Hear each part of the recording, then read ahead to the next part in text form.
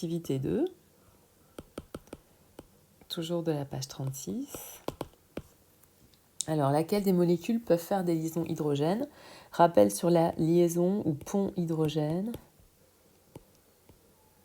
Il faut avoir un atome d'hydrogène qui est chargé delta+, car lié à un atome électronégatif.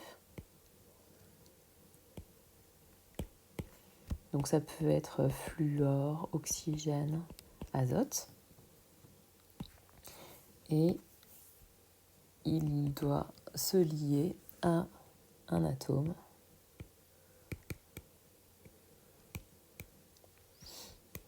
par pont hydrogène à un atome électronégatif, donc fluor, oxygène, azote.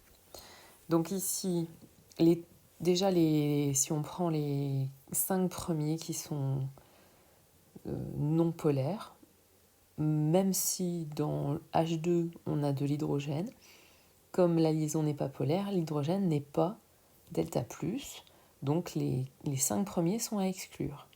Ensuite, H2O, on a vu qu'on avait bien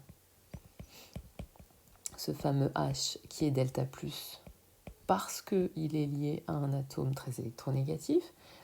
Et vis-à-vis de qui peut-il se lier? Vis-à-vis d'un oxygène qui est un atome très électronégatif.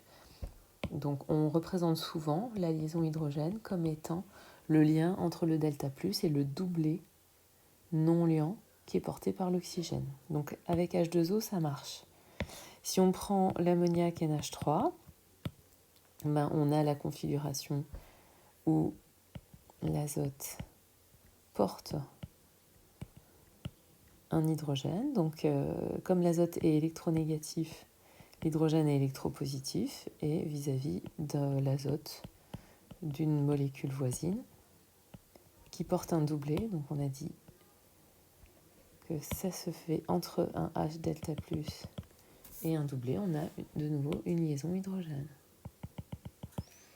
Ensuite, HCl. Alors là, ça marche pas aussi bien parce que vous voyez que le moment dipolaire est plus faible. Donc ça aurait été HF à la limite, on aurait pu être dans les clous. Mais HCl, HBr, HI, c'est des liaisons hydrogènes qui sont c'est des liaisons de Van der Waals de type Kizom qui sont moins intenses et qui ne peuvent pas être classifiées parmi les liaisons hydrogènes.